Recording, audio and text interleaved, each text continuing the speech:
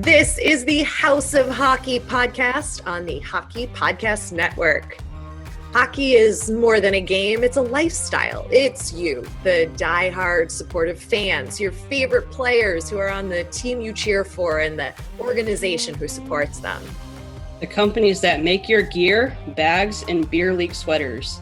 The hockey moms and hockey dads, and everything else that makes this House of Hockey your home. Come on in. I'm Breezy. And I'm Rae. And this is our house.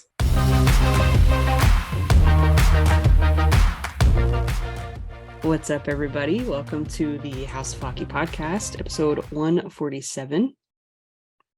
What's going on? Who are you? Oh, I'm Breezy.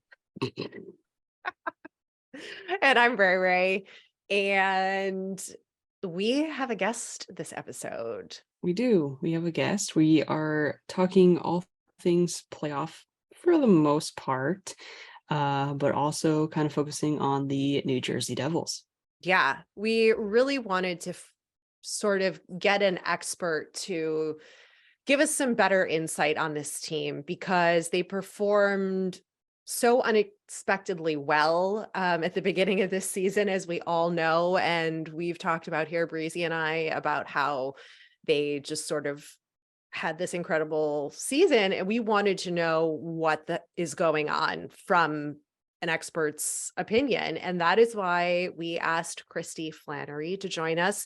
She is a contributor to the Hockey Writers, and she has been writing with them since March of 2021. And she is covering the New Jersey Devils for them. She's a credentialed correspondent, so she's in the locker room. She is, there at the games covering the team. She is a member of the Professional Hockey Writers Association, and you can follow her on Twitter and Instagram. Just look for _NHL or skating in stilettos. She'll come up, but she also has a podcast as well that you can listen to. And we thought she was the perfect person to talk about the Devils. Yeah. And we were right. It was great. We had a good time, and you'll be hearing it shortly. Yeah, we were right. We were right. No, that happens a lot, though. We're right about a lot of things, whether you agree or not. Exactly. No, Kristy is also from New Jersey. She's like the perfect person for this job and to cover this team. And there's no nonsense with her, and she's kind and she gets right to the point. She has her opinion and she backs it up. And we covered it all.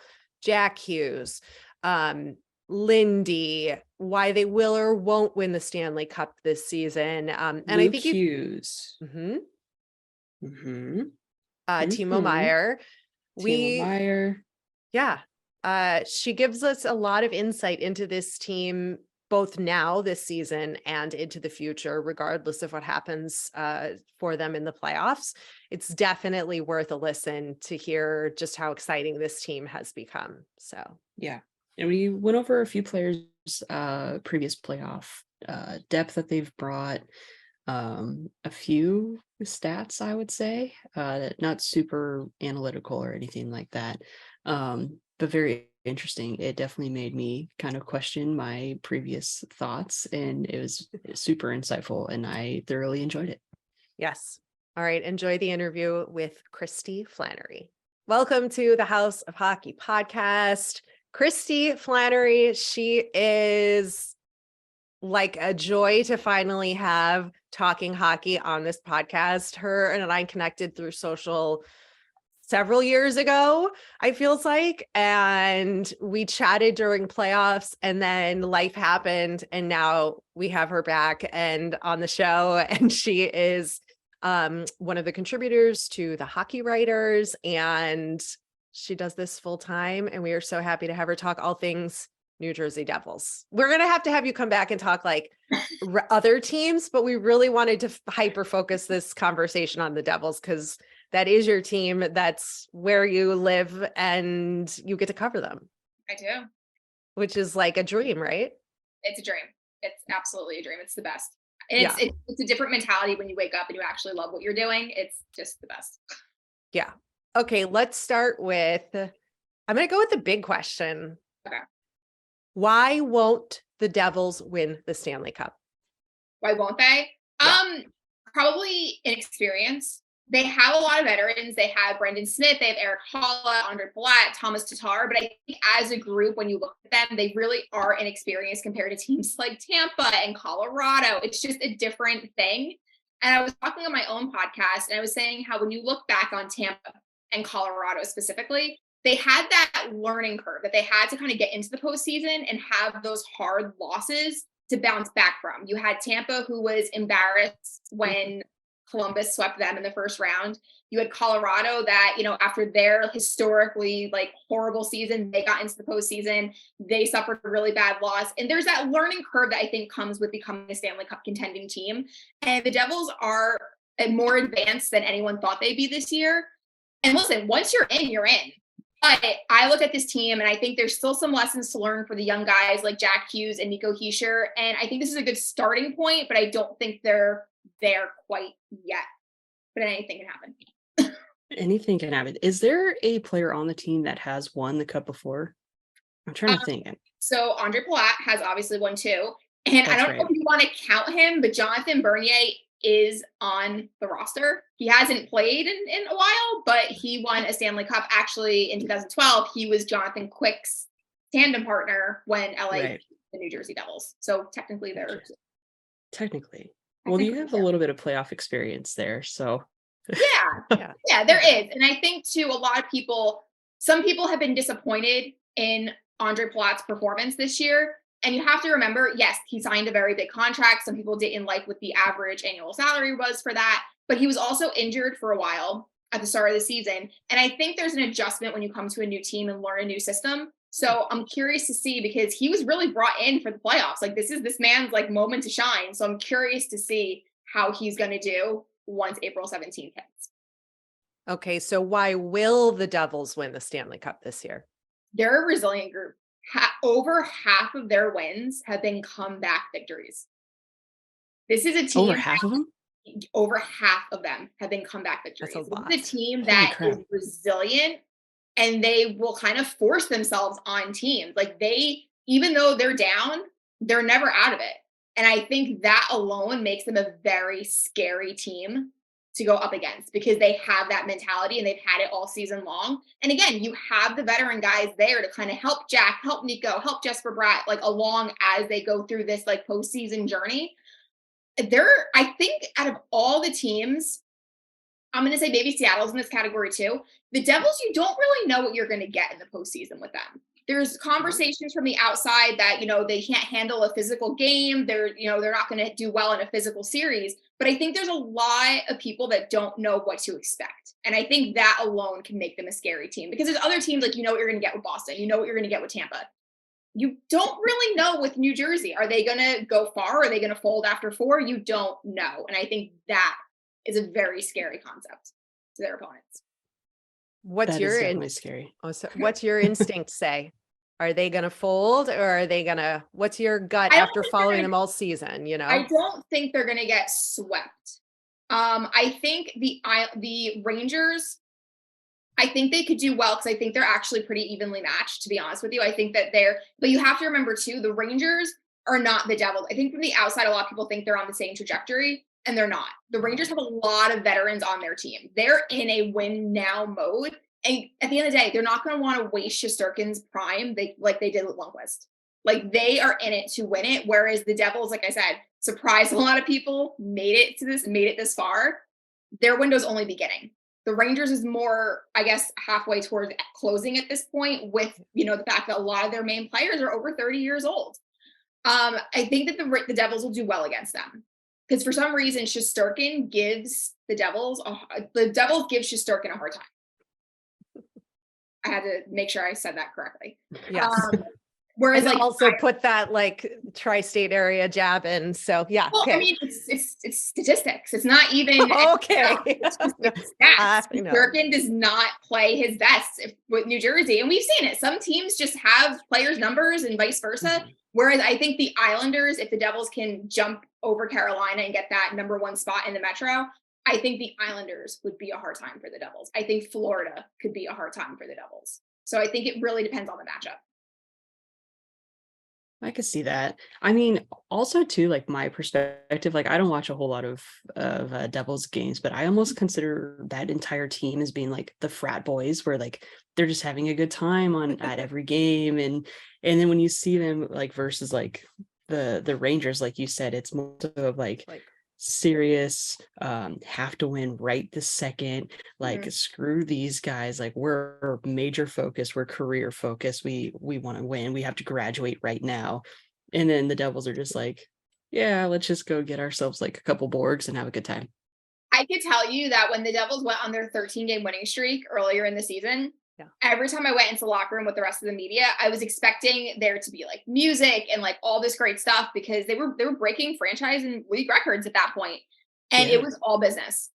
You Yeah. walked in That's there and it wild. was all business. Like Nico handles himself like a professional, no matter if they win 8-1 or lose 7-1. Like Nico is like this all the time. You have Brendan Smith. Like there's a lot of guys there that their whole, I guess, mantra this year is don't get too high, don't get too low. And you saw that anytime you went in the locker room after a game, no matter what the score was, they always had that mentality of now we have another one to do. So there is that professionalism and there is that business mindset when you go in and actually interact with them after a game. They truly stuck to do not get too high, do not get too low. so is that, along with their resiliency, what is like the secret sauce of why they have been so extraordinary this season? Is there something else? Are we missing something? What is it? I think it's such a hard question to answer because I know a lot of people last year thought that like Lindy Ruff was the problem and everything like that. And it's like, no, they had a ton of injuries. And that's not an excuse. That's a reality. When you have as many injuries as they did, look at Columbus this year. You can't really put a team together out on the ice. I think for them, what's working is Tom Fitzgerald in the offseason brought in the right pieces. I don't think anyone thought that Eric Holla, Brendan Smith, John Marino, and Vitek Vanacek would be the pieces that the puzzle that we're missing, but that's exactly what happened. And sometimes you don't need the flashiest players. You just, it's like Herb Brooks said, I don't need the best players, I need the right players. And he really got a roster together that's very complementary for each other. And on top of that, you have a lot of guys that are having amazing years. Dougie Hamilton, he's behind Erik Karlsson with, over 20 goals. You have Jack Hughes, who's doing just ridiculous Jack Hughes things that we're just expecting at this point. Heischer's having a great year. Timo Meier just hit 40 goals. It's just, everything's just going right for the Clubs this year, whereas last year, everything went wrong.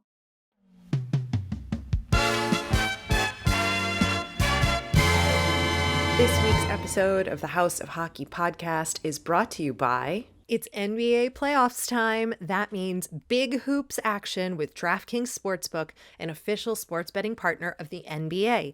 Get in on the excitement of every game with the touch of a button. New customers can make a $5 pregame moneyline bet and score $150 in bonus bets if their team wins. Plus, everyone can score a no-sweat same-game parlay every day during the NBA playoffs.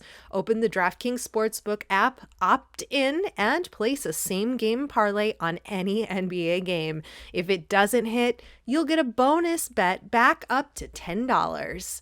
Download the app now and sign up with code THPN. That's THPN for the Hockey Podcast Network. New customers can make a $5 pregame moneyline bet and score $150 in bonus bets if their team wins. Only at DraftKings Sportsbook with code THPN. Gambling problem? Call 1-800-GAMBLER. In Massachusetts, call 800-327-5050 or visit gamblinghelplinema.org.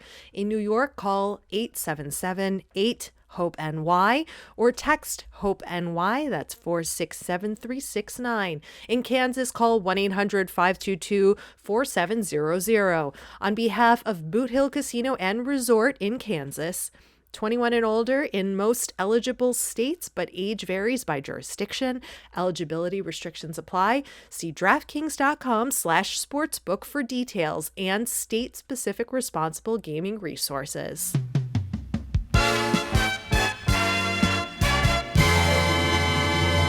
And then you have Luke Hughes that's coming in. How do you think that's going to, I mean, are you going to have like another Sedin brothers kind of on the ice where they just have like these no-look passes?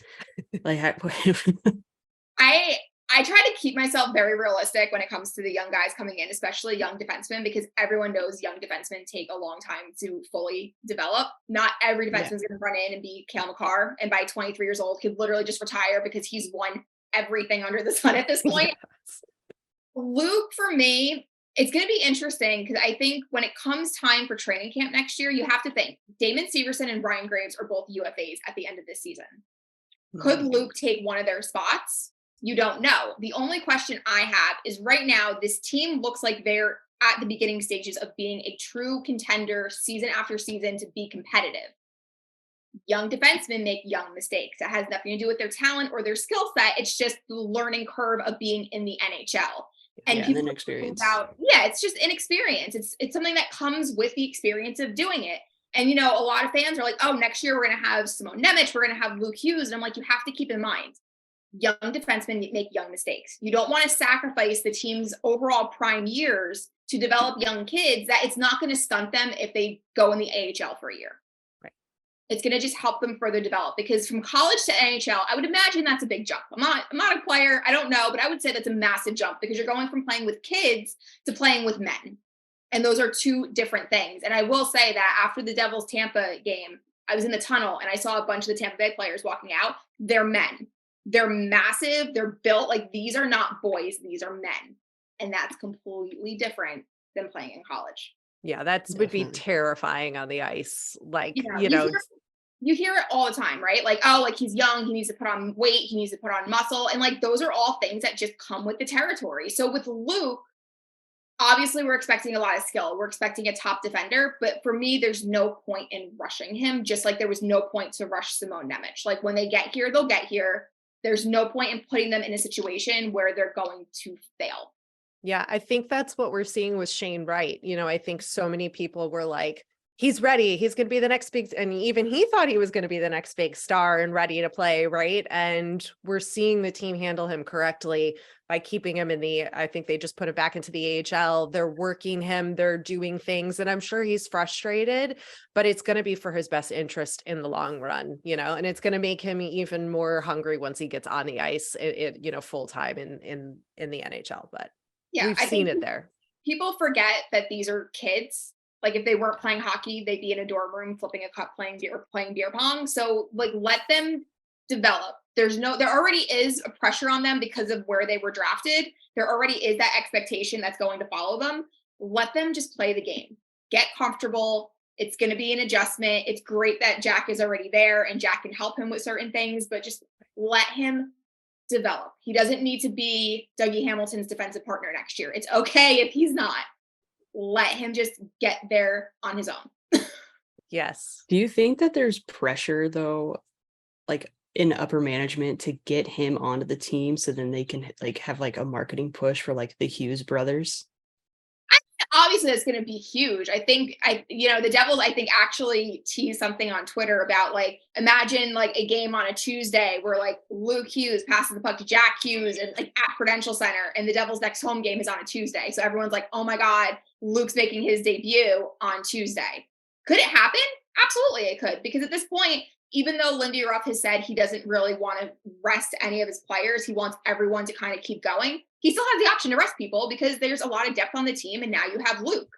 So, and again, you're not really playing high pressure games at this point. Like, yes, they want to keep winning and they would love to get that first, spot in the Metro, but they're not the Islanders, they're not Pittsburgh, they're not Florida right now. I personally love the storyline that Jack is actually 1 point shy of tying Patrick Elias for most points in franchise history.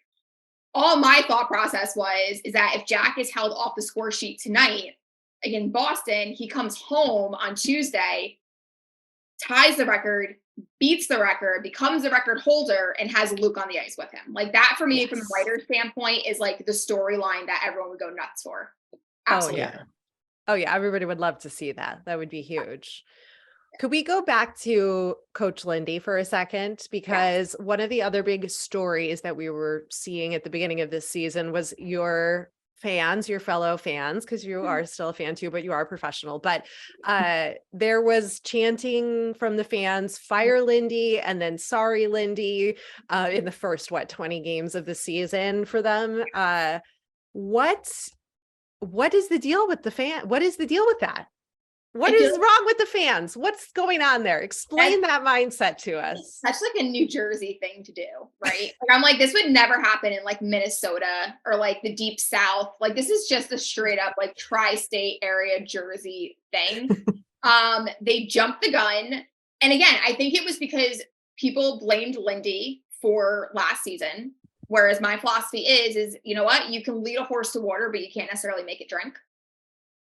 I don't know why people outside of the room felt that it was his system that was the problem, because it's basically the same thing this year. So you know that that wasn't the problem. But I think when Tom Fitzgerald hired Andrew Brunette as the associate coach, a lot of people were hoping that he would literally just bump Lindy and Lindy would be out and Andrew Brunette would take over. I think that was everyone's hope in the summer. And when Tom Fitzgerald came out and said, Lindy's my guy, I'm sticking with him, fans were not happy because that's not what they wanted. And when the team lost their first 2 games, one of them being against the Philadelphia Flyers, by the time they got back to Prudential Center, fans were just done. They were over it. They were done. And if there's one thing that they do in New Jersey is they will vocalize how they feel about something. So, but you know what? Lindy handled it so well.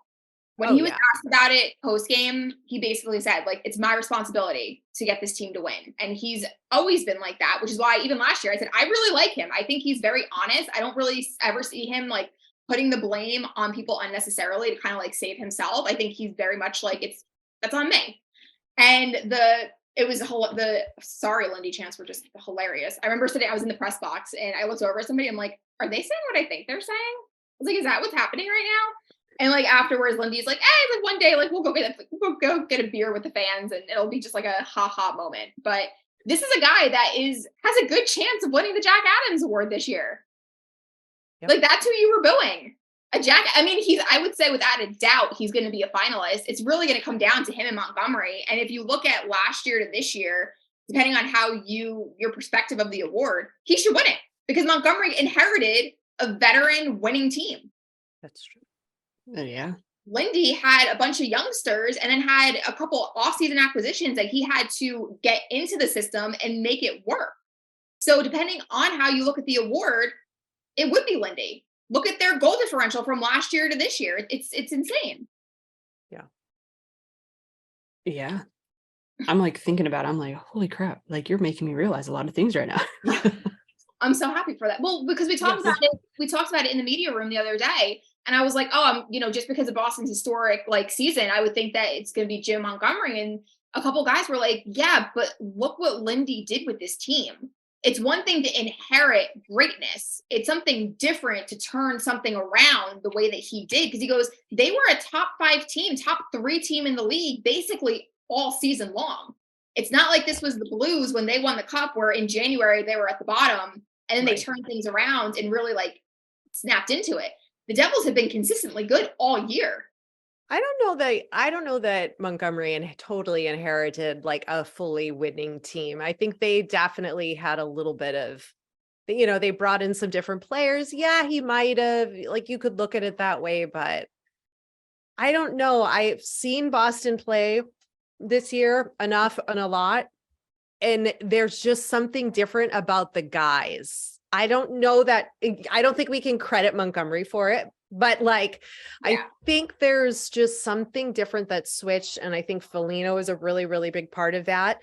I don't know. So I don't know. I'm not, I don't think Boston was as winning as they were last year. I mean, yes, they have a lot of much more veteran players, the 2 goalie, they've got all the pieces, but I don't think they were playing to their optimum last season.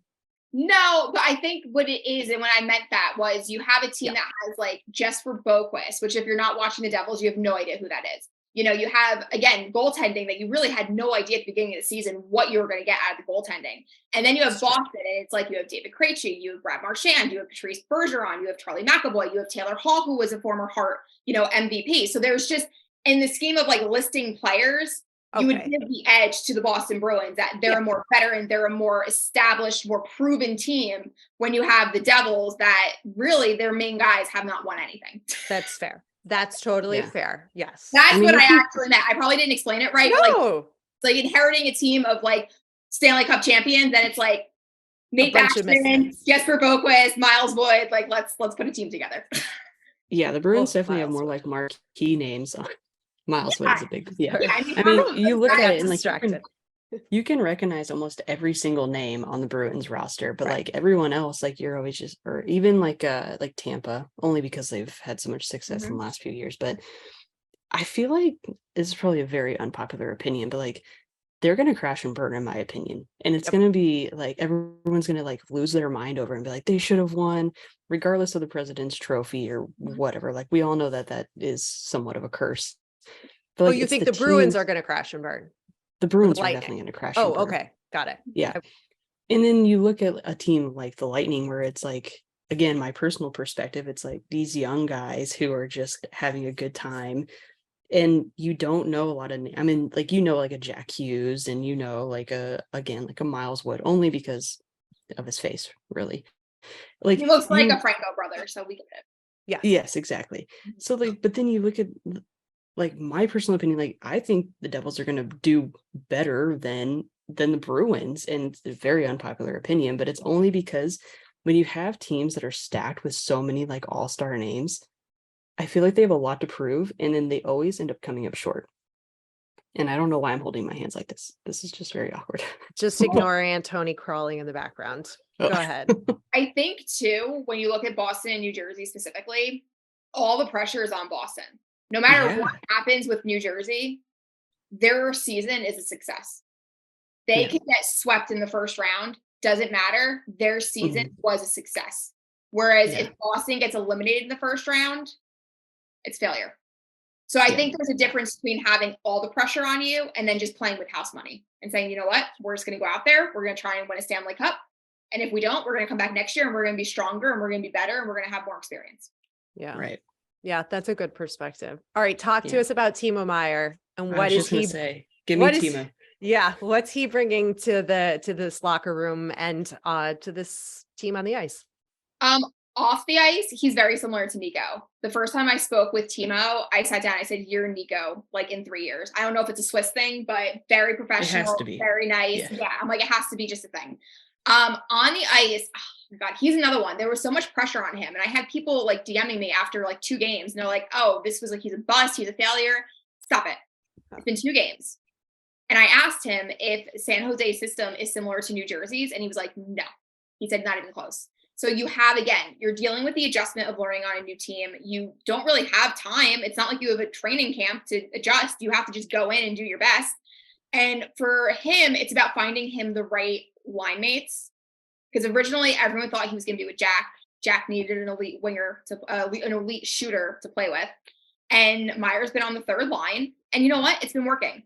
And at the end of the day, when you're on the third line and you have a second line that has Jack Hughes and Jesper Bratt and a first line that has Nico Hischier and Dawson Mercer, you have depth. Your opponent's top defenders can't defend all 3 lines. So it's not bad to have Timo Meier on the third line. It's really not. It's giving you so many more options, and it's making it really hard for the opposing defense to figure out who they need to cover because there's threats on all 3. He's really been making an impact on the power play, which is one of the reasons I think they kind of brought him in too. But yeah, he's slowly adjusting. You could see it kind of more and more. He's definitely coming into himself. And the rule of thumb when I talk to players and coaches is when it's somebody joins a new team, 15 to 20 games. Usually it takes 15 to 20. And funny enough, I think it was 20 games from when they traded for Timo Meier to the last regular season game. So by playoffs, he should be fully acclimated to Devils hockey. And that's going to be really, really fun to watch. Yeah, because I think a couple episodes, Breezy and I were like, maybe it takes like a week or 2 to get adjusted to the team. It's not 20 games to get adjusted. We were a little off. But well, I mean, I've talked to like Tomas Tatar and like Ryan Graves, and like they always say, like year 1 in general is like an adjustment and kind of like my word, a struggle, not their word. I'll take that as mine. Whereas it's, year 2, like look at Tatar.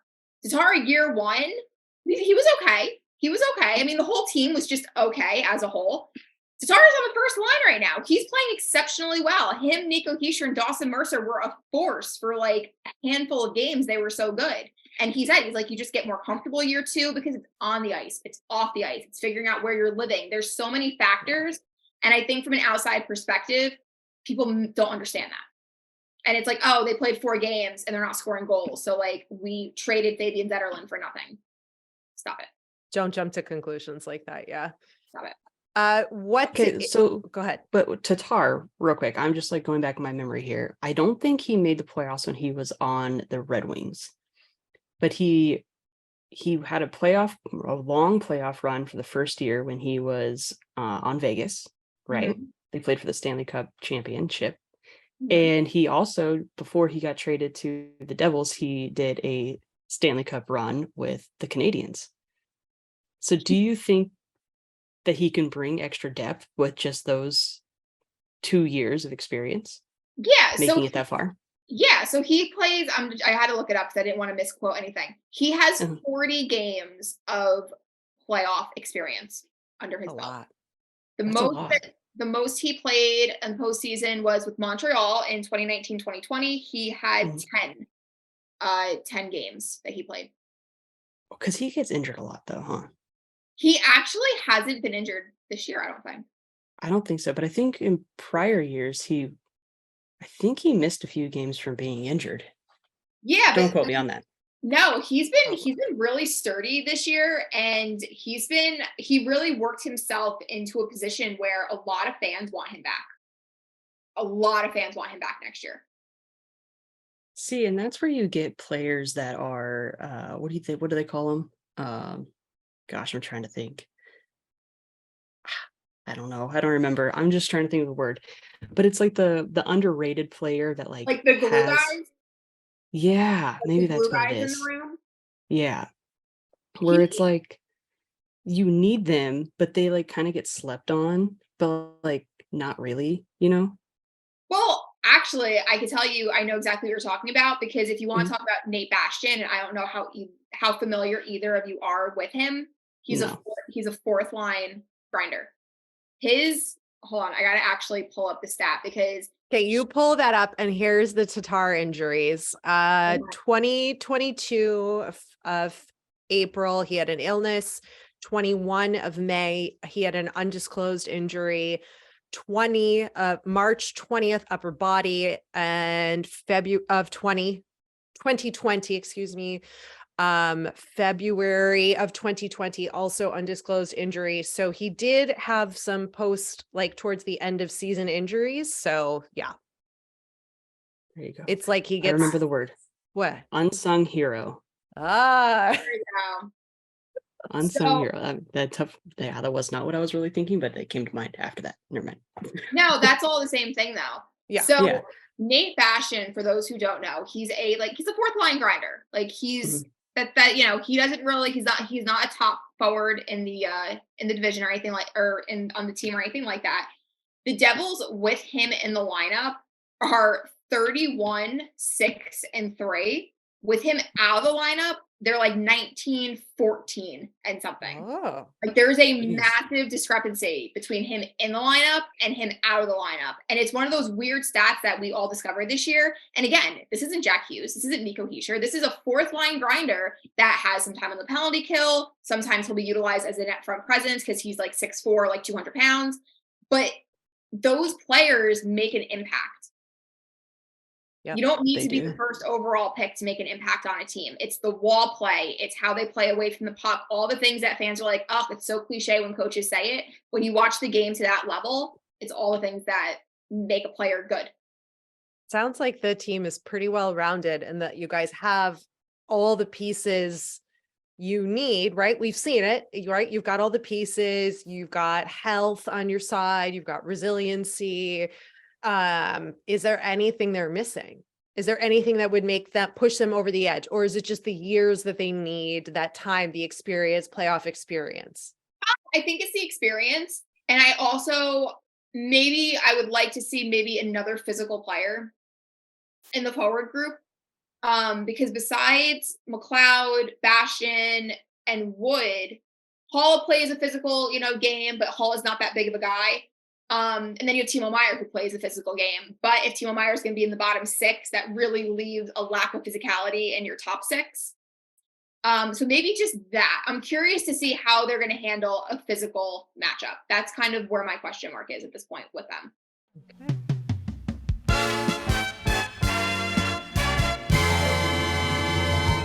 Have you shopped at Pure Hockey? They are America's largest hockey retailer with dozens of stores and the option to shop online. If you or any of your kids play hockey, Pure Hockey is the place to find just about all of your equipment, skates, sticks, gear, bags, jerseys, and accessories.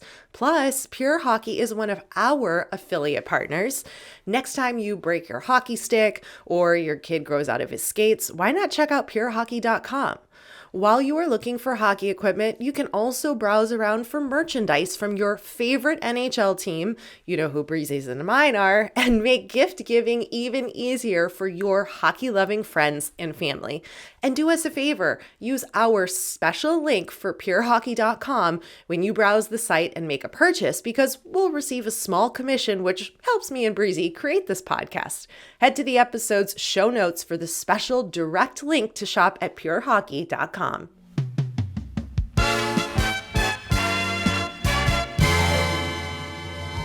We have one note here, and it says, "Why should we root for the Devils? Why should fans root for Why the Devils? should we shoot the devil? Why should we shoot the devil? I don't. That's not No. I read shoot the puck. I don't know. Honestly, they're a fun team. It's a really fast team. They're very speedy. They're dynamic right now. You know, you have Jack Hughes, who I think a lot of people forget when he was first drafted. He was advertised as a player that can shoot the puck, make his teammates around him better, really be a passer. Nobody really was talking about Jack as a shooter when he first came into the league, and now he has 42 goals, and it's like, oh, all of a sudden, like, Jack Hughes can shoot the puck too. I think they're just fun right now. It's kind of like Buffalo. I think Buffalo is a really fun team to watch. It's like the up and coming, and you can sit down and when Tampa actually wins their Stanley Cups and be like, oh yeah, I'm going to jump on the Tampa bandwagon. But for someone who's a writer and likes the storyline, this is a fun time to start paying attention to them. So watch the development and see where this team can go, because sky's the limit. Once you get into the postseason, it's a whole different ballgame. Anyone can win. Oh yeah. Okay, one Very more true. question. I'm sorry. No. Any interesting stories, funny locker room things you can share? Anything that you think is appropriate that wouldn't break confidence with your relationship? Dawson Mercer, I can confirm Dawson Mercer is as nice and sweet as he seems to be. For some reason, anytime I tweet about Dawson Mercer, it's like it's like my best tweets of the season. Everyone loves knowing about this kid. I can confirm he is just as nice as everyone says. Whenever I talk to him, I'm like, okay, like, thanks for your time. And as I'm walking away, he'll be like, thank you, like, have a great day. And I always get taken aback because he always makes sure to say that no matter who he talks to. That's how he ends the conversation with you. He's so nice. Tomas Tatar is currently my favorite because after a practice, I knew I needed him for an article. And I walked into the locker room, and thankfully he was sitting at his stall. And I went over to him and I said, do you have a few minutes? And he immediately stood up like most of them do. And I said to him, like, you just practiced. I was like, take a seat. And he goes, okay. And he actually slid next to me and he goes, do you want to sit with me? And we sat in his stall together for our like 4-minute conversation. And I was like, that's a good guy right there. That's a good one. What a guy. But I gotta be honest, most of the guys are great. Like, most of them are really, really great. I haven't had any player that had an attitude or made me feel like an idiot or made me feel like I was wasting their time. Like, they're just really nice guys, which is just, it's refreshing because not every reporter that works in the world of sports can say that about the people that they interact with. But I really have been lucky. They've all been great. Yeah. And they all have different personalities, and it's fun to kind of navigate and see like who, like if you need a certain thing, like who's the best player to go to. So it's always fun to kind of learn the different personalities and kind of figure out who's going to get me what I need. And like, it's fun. It's a lot of fun. Yeah. I think there's something to be said about hockey players, right? We are always like, they're just the best and they'll do whatever, they'll say whatever, we need to. It's a we sport. But to hear it firsthand is always nice. And especially being a woman in this world, it's also super nice to hear that they are just as welcoming. It's also the way you are as a reporter too, that will set the tone for anything. There's some people out there who, I mean, yeah, you're like, what are you doing? Why are you asking that? And I mean, I get it. I think there's a hard line, I think, from an outside perspective. And, you want one, not every reporter is going to be your kind of latte. Like my whole thing is like, I'm a features writer. I want to humanize the players and like kind of bring people in to really understand them on a human level, that they're people at the end of the day. There's reporters that want the good story. They want the clicks. They want, all the recognition. And it depends on how you go about it. But I think for me, I'm like, I just want to treat you like a human being. I want to treat you with respect. There are certain things that obviously, if you tell me, I'm going to keep off the record, especially if it comes to your family or anything of that nature, because it's not the fans' business to know. And I appreciate that you trust me with that information. And it's really just treating them like human beings and understanding that there's a whole aspect to it. Yep. That's just how I approach it. I mean, I'm still pretty new, but that's just, that's how I do it. I think you got to just stick with who you are, and your stories are great and incredible, and I can't wait to see what more you cover and write during the playoffs. So thank you. So much fun. Thanks guys for having me. This was a lot of fun. Thanks for coming over to our House of Hockey podcast and hanging out with us. We'll be back next week with a brand new episode. And in the meantime, you can follow us on social media. Just look for House of Hockey podcast. We'll be back next week.